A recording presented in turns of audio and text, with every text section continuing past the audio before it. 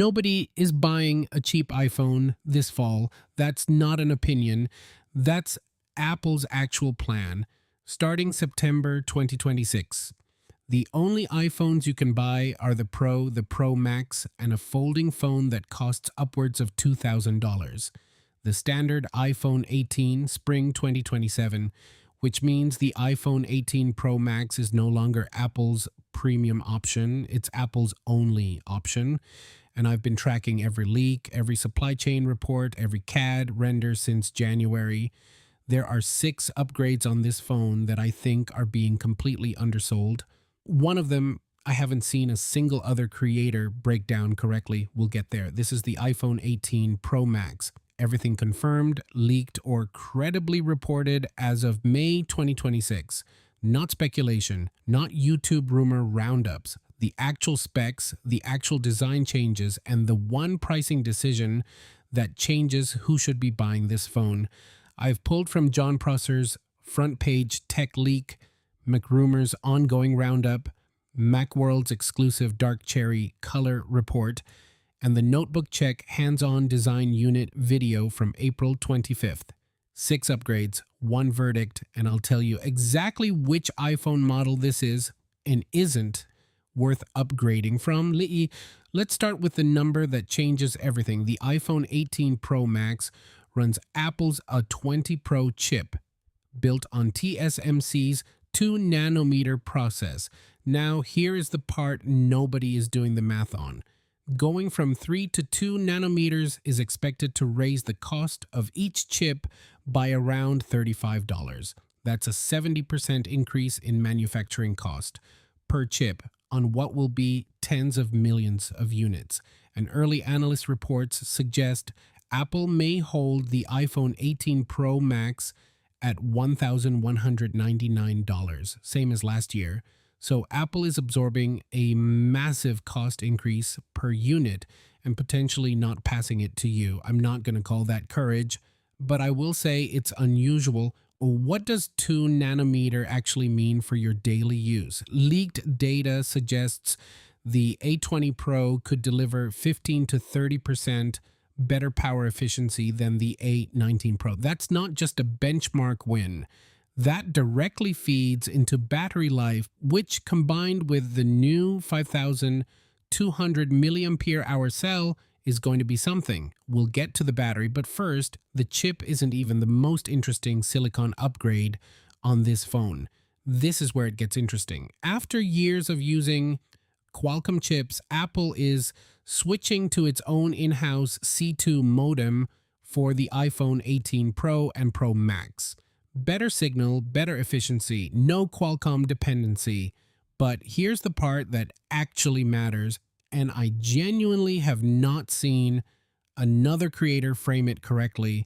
The C2 modem adds support for 5G satellite connectivity, NR-NTN, new radio, non-terrestrial networks, direct phone to satellite links. This would allow the iPhone 18 Pro Max to offer full internet access over satellite, not just emergency SOS, full internet when you're somewhere with no carrier coverage. And as of April 2026, Apple is teaming up with Amazon to provide this service. Amazon acquired Globalstar, who was the original provider of iPhone satellite connectivity, and iPhones are now going to run through Amazon Leo, Amazon's own satellite internet network. Apple is planning to allow third-party apps to access the satellite connection, Apple Maps, the Photos app, and from what's been reported, general browsing, your Notes app.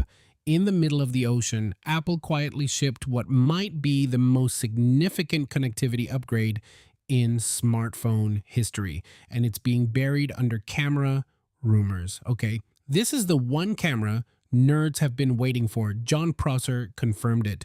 McRumors confirms it. Multiple supply chain sources confirm it. Variable aperture is coming to the iPhone 18 Pro Max main camera. Here's what that actually means for you.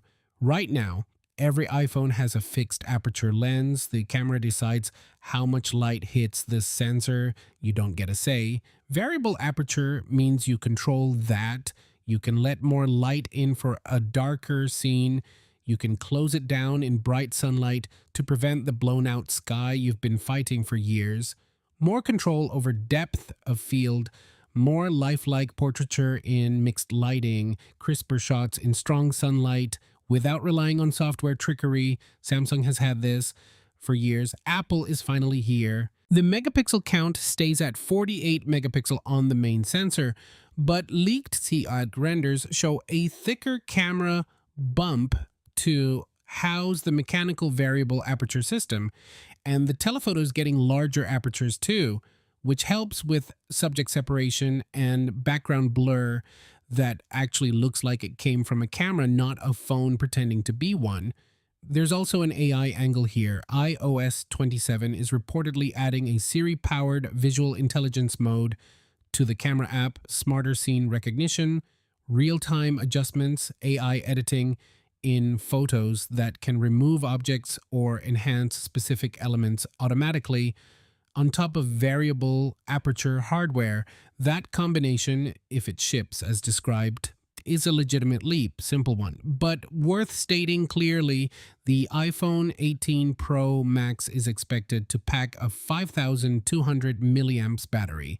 That's up from the iPhone 17 Pro Max's 5,088 milliamps, Apple's current record. So the 18 Pro Max will be Apple's largest battery ever. Combine that with the A20 Pro's improved efficiency and the C2 modem's lower power draw, and leaks are claiming over 40 hours of mixed-use battery life, 1.5 to 2 full days of heavy use. The phone is heavier because of it, over 240 grams, up from 233 grams on the 17 Pro Max. John Prosser confirmed both the weight increase and the slightly thicker 8.8 milliamp profile. Both are directly tied to the bigger cell. It's a trade-off, heavier phone, significantly longer battery life. For most people, that's the right trade. Let's talk about what this phone actually looks like when one. The dynamic island is getting smaller. Reports say 25 to 35% smaller than the current generation. Leaked prototype photos from May 2nd back this up. John Prosser's hands-on design unit video from April 25th confirms it. Only the infrared Face ID sensor is moving under the display, not the front camera, but the result is a noticeably smaller pill and more usable screen space, Win 2. The two-tone rear design from the iPhone 17 Pro is going away. The aluminum frame and back glass are now blended to minimize the color difference, more unified, more premium looking. Win 3. The ceramic shield section on the back could be slightly transparent. Nobody knows exactly what that means yet, but it's an interesting detail that might look very different in person. Now, the thing that's just fine, Apple is sticking with anodized aluminum, same material as the 17 Pro, despite the durability complaints. If that was a deal breaker for you last year, it remains a deal breaker here. And the color lineup, dark cherry is the headliner. John Prosser says it's a deep red with a hint of purple. Macworld's source described it as dark cherry with a tinge of purple. It replaces cosmic orange from the 17 Pro, also available. Light blue, dark gray, silver, no black, no desert titanium, no existential beige. I'd call that progress, quick one, but I find it kind of fascinating. Camera control debuted on the iPhone 16 as a physical button with touch-sensitive gestures. Most users found it finicky and overly complex. Apple is reportedly scaling it back on the iPhone 18 line, removing the capacitive element, making it pressure-sensitive only and simpler, faster access to shooting modes. John Prosser confirmed this directly. This is Apple rolling back a feature, which almost never happens. The fact that they did it without announcement, without spin, just quietly fixing it, is actually one of the more encouraging things I've seen from Apple's product decisions in a while. Someone read the reviews, someone watched the videos. Hi, Apple. So who should actually buy the iPhone 18 Pro Max if you're on an iPhone 15 or older? Easy yes. 2 nanometer chip, variable aperture camera, 5,200 milliamps battery, satellite internet, smaller dynamic island, unified design. That is 4 years of meaningful upgrades arriving at the same time, no hesitation. If you're on an iPhone 16 Pro Max, it's about one thing. The camera, the variable aperture, is the only upgrade that significantly changes what you can do with this phone. If you shoot constantly, portraits, travel events, maybe. If you don't, skip this cycle. The battery and modem gains are real but incremental from where you are. If you're on an iPhone 17 Pro Max, there is no version of this where upgrading makes sense. You have one of the best phones ever made. Use it. The iPhone 18 Pro Max is the most comprehensively upgraded Pro Max in 3 or 4 years. Not because of one headline feature, but because every layer of the phone moved forward simultaneously. Chip, camera, modem, battery, connectivity, design, all of it at the same time. That doesn't happen on every iPhone cycle. This is one of the cycles where it does. I'll have full hands-on coverage the moment Apple lets me in September. And the test I'm most looking forward to, that variable aperture in real low light conditions, not a press event lighting setup, a real bar, a real concert, a real scene Apple didn't pre-approve. That test is coming. What's the one upgrade that would actually make you pull the trigger on this? Drop it below. I'm genuinely curious. See you next video. Peace.